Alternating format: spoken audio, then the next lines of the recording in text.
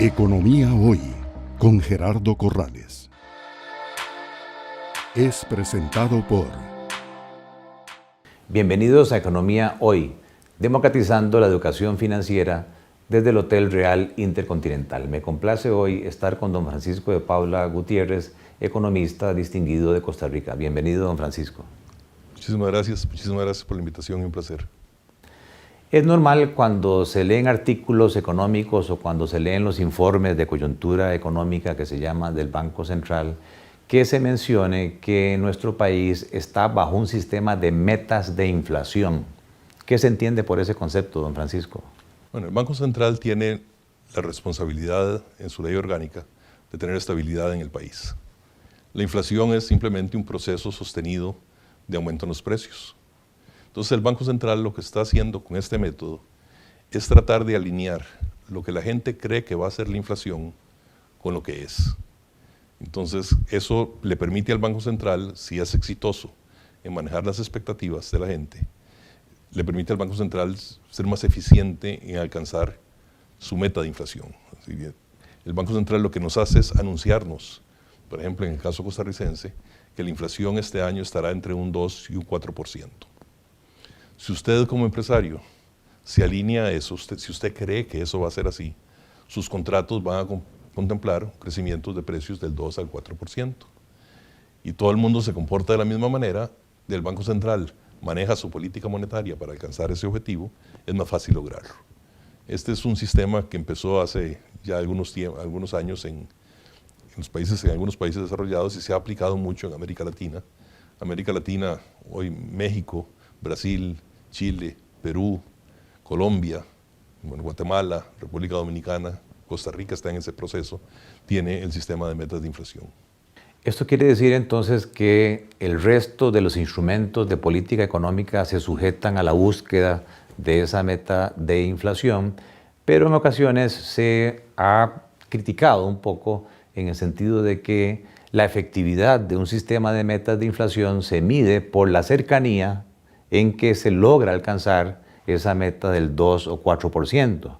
En el caso de Costa Rica, lo que se dice es que incluso en algún momento se alcanzó tasas de inflación negativas o tasas de inflación de menos del 1%, muy lejos de la meta del 2 al 4%. Y algunos economistas entonces han dicho, realmente no estamos en un sistema de metas de inflación, sino en un sistema de un techo de la inflación.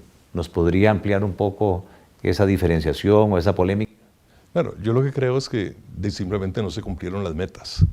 Cuando se tiene una tasa del 0%, se tiene una tasa del 1%, no se cumplieron las metas, por diferentes razones. Porque cuando se habla de metas de inflación, no es que todos los meses la inflación tiene que estar en el rango definido, sino que se está hablando de una orientación de mediano plazo. Es decir, en los próximos 18 meses la inflación debería converger a esos niveles. Eso lo que nos hace entonces es alinear esas expectativas. Mantenernos en un 1%, en un 0% de inflación, tener inflaciones negativas como tuvimos el año pasado, de lo que nos da o fueron motivadas en buena parte porque los precios de combustibles cayeron mucho. No tanto porque el Banco Central tuviera una política monetaria muy restrictiva. Finalmente, se critica también que el artículo 2, aparte de esta prioridad de estabilidad interna de precios o búsqueda de inflación, le asigna al Banco Central otros objetivos, como la búsqueda del pleno empleo de los recursos, como la estabilidad del sistema financiero, como la eficiencia en el sistema de pagos, pero que las reformas financieras, que aparentemente no se le ha dado la suficiente prioridad a estos otros objetivos que la ley le encomienda al Banco Central. Yo creo que eso no es tan válido, porque son objetivos en los cuales el Banco Central trabaja. El Banco Central busca la estabilidad financiera. El Banco Central apoya el crecimiento fundamentalmente al tener una inflación relativamente baja y estable. El Banco Central apoya el crecimiento al tener una política crediticia que permita que los recursos lleguen a ese crecimiento. Pero si queremos pedirle al Banco Central que haga todo con los instrumentos que tiene el Banco Central, no funciona. Entonces, el crecimiento de largo plazo no se consigue con más dinero o menos dinero. El crecimiento de largo plazo se consigue con buenas políticas estructurales y esas no le competen al Banco Central. Muchas gracias. Gracias por estar con nosotros aquí en Economía Hoy, democratizando la educación financiera desde el Hotel Real Intercontinental en San José de Costa Rica.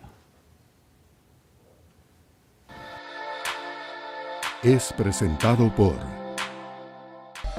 Economía Hoy, democratizando la educación financiera.